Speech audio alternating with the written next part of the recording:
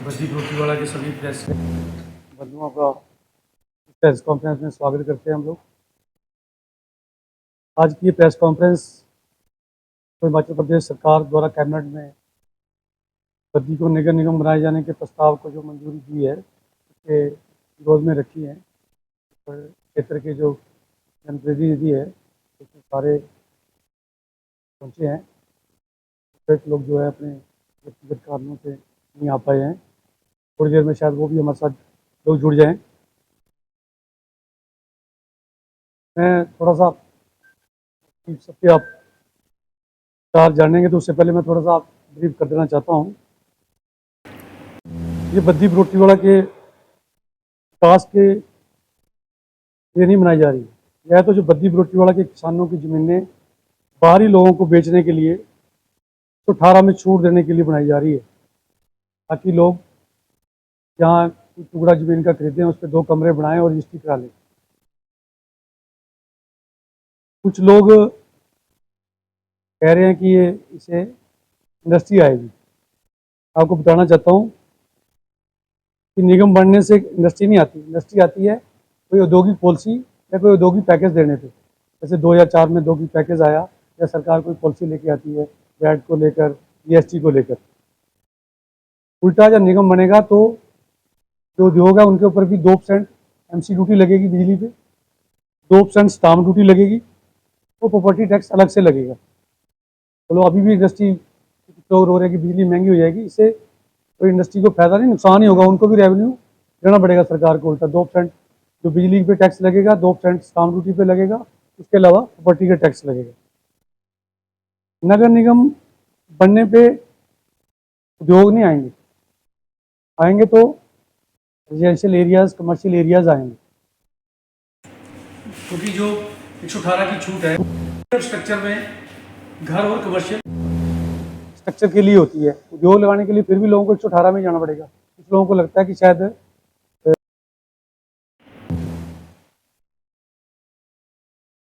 कुछ लोग इसको चंडीगढ़ और पंचकुला से जोड़ रहे हैं कि नगर निगम बनेगा तो चंडीगढ़ और पंचकुला की तर्ज पे विकास होगा। मैं आप लोगों को बताना चाहूँगा कि चंडीगढ़ पंचकुला आप सब लोग जानकार हैं, ज़्यादा बड़ा पुराना शहर नहीं है और नज़दीक का शहर है। कि चंडीगढ़ और पंचकुला में 90% ज़मीन सरकार ने एक्वायर करके इंफ्रास्ट्रक्चर डेवलपमेंट करने के बाद शहर बसा है।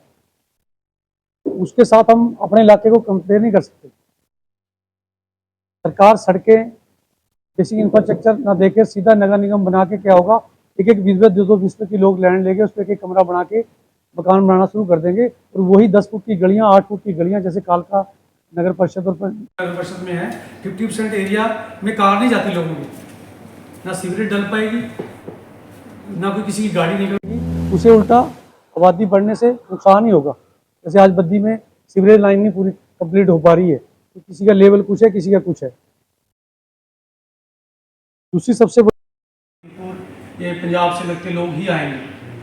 ये औद्योगिक क्षेत्र है, यहाँ पूरे भारत से लोग रहते हैं।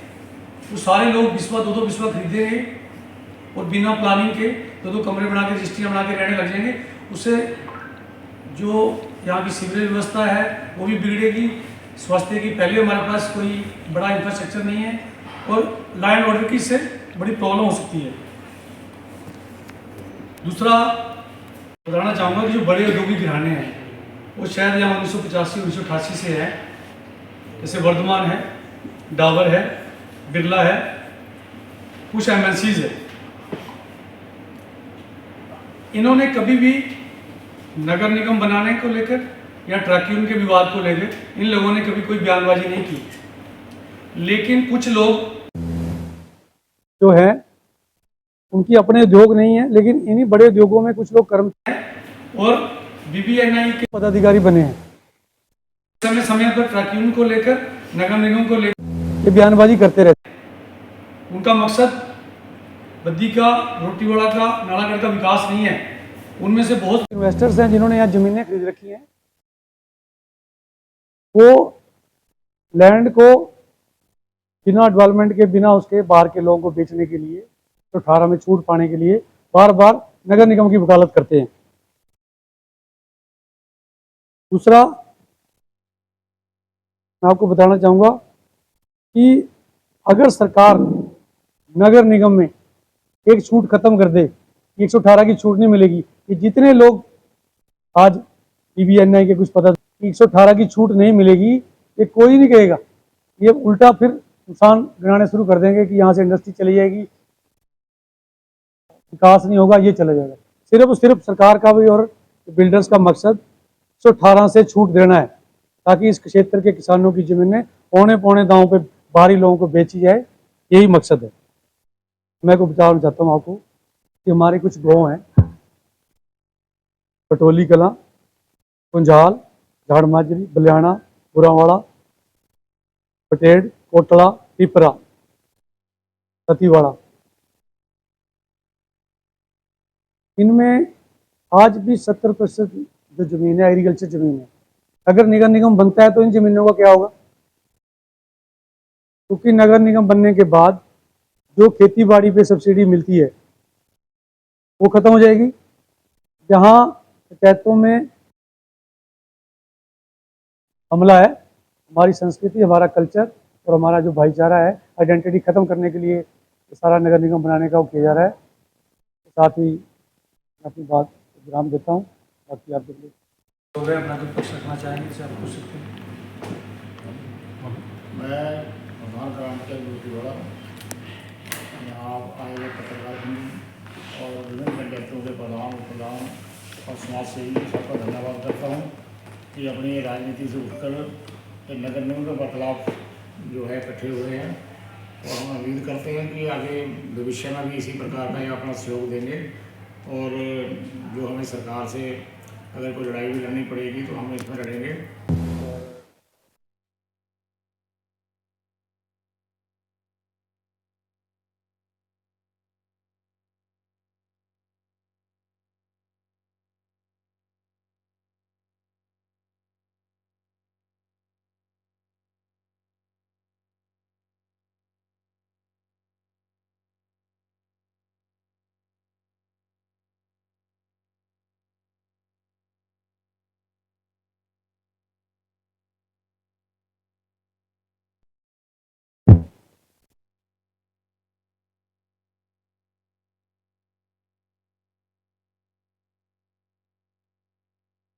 निवेदन भी करना चाहूँगा कि जो ये नगर निगम बनाने का जो फैसला इन्होंने लिया है या नगर परिषद को बढ़ाने का जो निर्णय लिया है, तो अगर नगर परिषद को बढ़ाना है तो बद्दी के साथ लगती जो पंचायतें हैं, जैसा कि गुल्लरवाड़ा और थाना पंचायत है, जो कि मैक्सिमम इंडस्ट्री से भरी हुई पंचायतें हैं, और साथ में लेही, गुल्लरवाड़ा, कड़ुआना, ये कई गांव हैं जहां पे हज़ारों की तादाद में आबादी है।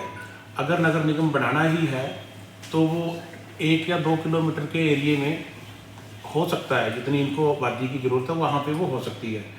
पर फिर भी पता नहीं क्या ये कारण है कि बटोली कलां, झाड़ माजरी जो नगर परिषद से 8 किलोमीटर का जो एरिया है, और बरोटीवाड़ा 10 किलोमीटर का एरिया है, और सूरजपुर है जो को 12 किलोमीटर के करीब नगर परिषद से दूरी है उसकी। तो ये पॉइंट जो इन्होंने चयन किए हैं ये एक समझ से परे है, क्योंकि जो अगर नगर निगम बनाना है तो वो इस एरिया को लें कि जो एरिया उनके बिल्कुल साथ लगता है।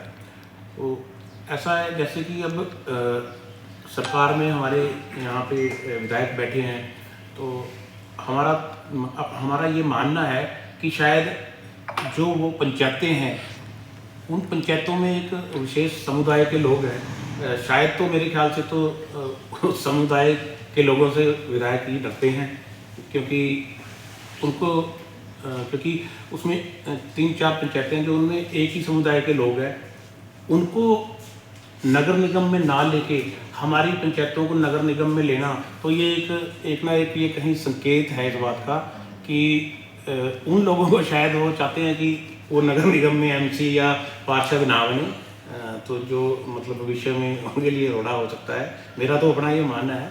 तो मेरी सरकार से ये गुजारिश रहेगी, जो विधायक है, विधायक सरकार का विधायक ही सरकार होता है, तो मेरी विधायक जी से भी ये गुजारिश रहेगी कि अगर वो हमारी पंचायतों को छोड़कर वो साथ लगती जो पंचायतें हैं जहाँ पे ये आबादी पूरी हो सकती है, तो उन पंचायतों को लेकर वो नगर निगम या नगर परिषद बनाए।